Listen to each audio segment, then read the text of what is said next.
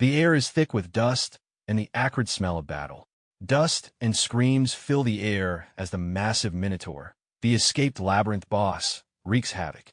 Villagers scramble in panic, their breath coming in ragged gasps as they flee the chaos. "Run!" someone screams, their voice cracking with terror. But amidst the chaos of fleeing bodies, a few stop, their eyes drawn to a spectacle unfolding in the center of the devastation. A figure stands immovable against the threat. "Wait!" A villager pauses, squinting through the smoke. Someone's fighting the monster. Emerging from the gloom is a silhouette clad in pitch-black armor, radiating a cold, intimidating aura. His eyes glow with a piercing crimson light, cutting through the shadows like fresh blood. A knight in dark armor and red eyes. The villager whispers. Recognition dawns on him. Isn't that Sir Jan Eugene? Hope, bright and desperate, floods their chest. He must be here to protect our village. The realization spreads like wildfire through the crowd. "We're saved. That knight is fighting for us," cries another, tears of relief streaming down their face. But amidst the mundane hope, a more fervent, fanatical belief takes root. A cultist, eyes wide with devotion, shouts over the din, "All of you are wrong. He is our Messiah." The crowd pauses, confused but captivated. The heavens must have sent him to us for salvation. The rumored prophecy was correct. Meanwhile, Eugene fighting with monster by piercing the huge eye on the monster's chest.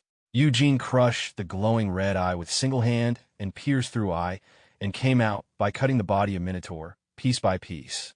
People of the village cheers up and chanting Eugene's name in the way of hero of the village and Messiah. Eugene stand in the midst of defeated Minotaur, pool of spraying blood. Meanwhile, the mastermind of this disaster, Lugates, watches in horror. His carefully orchestrated plan, that to become a god, is failed. The forbidden magic circle in Lugates' hand is disappear because of Minotaur's defeat by Eugene. Lugates, the mastermind behind this disaster, watches his plans disintegrate.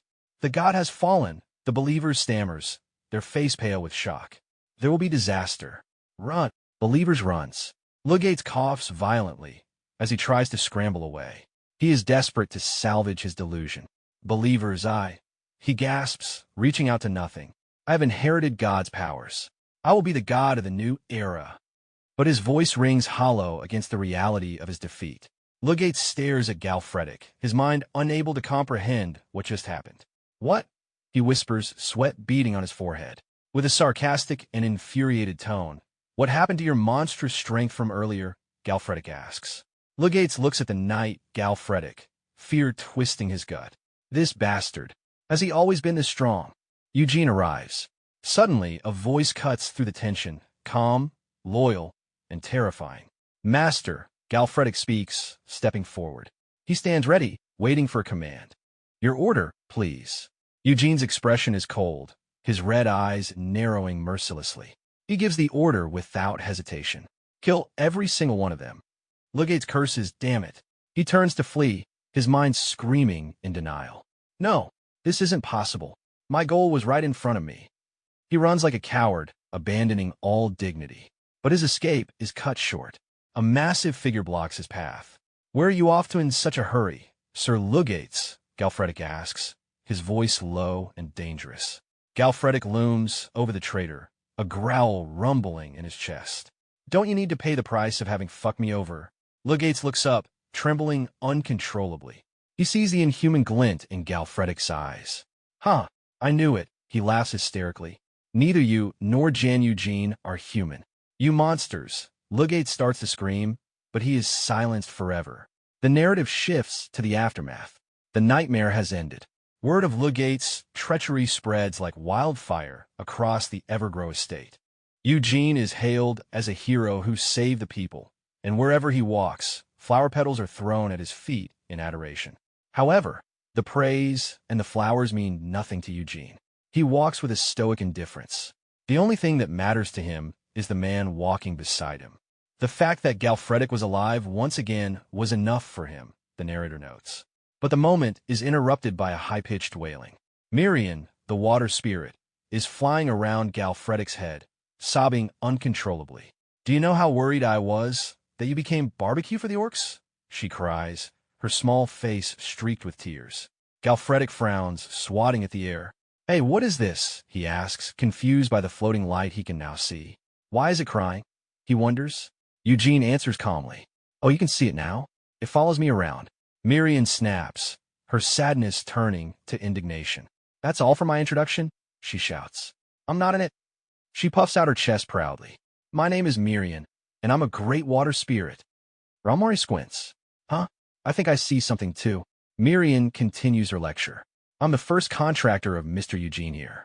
Since you two came after, that makes you my junior. Eugene abruptly grabs her, silencing her with squeeze. I know it's annoying, Eugene admits to Galfredic, but even though it talks too much, it has its uses. Like 1%. He explains the change. Humans usually can't see it, Eugene says. Maybe hanging out with me all this time has made you capable of perceiving it. Especially since you're my subordinate now.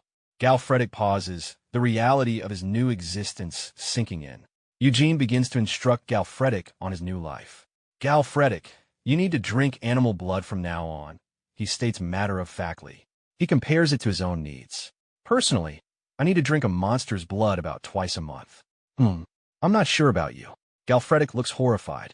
A vampire's life? He mutters. Then, a sudden realization hits him.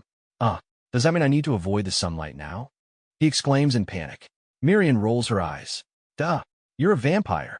Do you want to be reduced to ashes? Before she can finish, Galfredic steps boldly into the sun. Let me test it out, he says. You idiot, Miriam screams, shielding her eyes. Even Mr. Eugene has to work really hard to avoid the sunlight. But nothing happens. Galfredic stands bathed in the warm light, unharmed.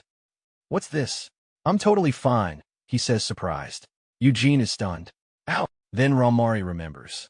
Sir Eugene, you're an origin, she realizes. Ramari explains the hierarchy. Only normal vampires get burned by sunlight, she says. Origins are the most noble and supreme vampires. They can walk in the sunlight just fine. She concludes that since Galfredic was turned by Eugene directly, it only makes sense for Sir Galfredic to be perfectly fine as well. Eugene stares at his hands in the sunlight. I really am okay, he murmurs. Then, vein pops on his forehead. He turns to Galfredic with an annoyed expression. Then why did I work so hard to avoid the sunlight all this time? He asks, feeling foolish.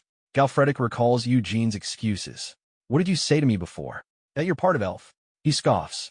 Galfredic finally pieces it together. I finally understand why you kept a hat on during the day and always rejected my request for a duel, he says, realizing Eugene was hiding his identity, not his weakness. Eugene shrugs, unapologetically. It was the best I could do, he replies. Galfredic grins, a challenge in his eyes. That means you no longer have a reason to turn me down. I'm looking forward to our duels, EU. He pauses. EU. Galfredic blinks. EU. Ramari interrupts sharply. You can't say his name anymore, she declares sternly. You're going to have to address him as master from now on. What? Why? Galfredic protests. Because you're his subordinate, Ramari states, as if it's obvious. Galfredic is outraged. What the hell is that rule? We're friends, he argues passionately. Ramari's voice drops, becoming somber. Even if you tell me that. Back in the dungeon, after Eugene resurrect Galfredic. Eugene voice serious. You're no longer human. This was the best I could do to save you, Eugene admits. He warns Galfredic of the burden he now carries. But there will be a lot of restraints and threats to your life from now on. In fact, it might be better to stay dead. Eugene gives his friend a choice. If you feel like I betrayed you, you can choose not to come with me. It was solely my choice to resurrect you, after all. Galfredic looks at him, his expression softening into a warm smile. That's upsetting to hear, friend, he says gently. I don't care if I'm human or not. What matters is that I like you and that you saved me. Galfredic places a hand on his chest, pledging his loyalty not out of duty, but gratitude. Do you think I'm an idiot who'd forget the favor my savior has done me? He asks. I'm going to be your subordinate? That's fine. I will always be with you. In present, Galfredic turns to Ramari, bickering again. I can't even call my friend by his name? He complains. Ramari shoots back. Why are you complaining to me like I have a say here? Eugene watches them argue, a rare moment of peace. Maybe I should sew up that mouth of his, he jokes dryly. Galfredic suddenly snaps to attention. Master, he calls out. Oh, right. What about that blondie in Partek? he asks, referring to their other companions. Eugene looks into the distance, a thoughtful expression on his face. I told them to do something on the down low. He reveals cryptically. I wonder if they managed to pull it off.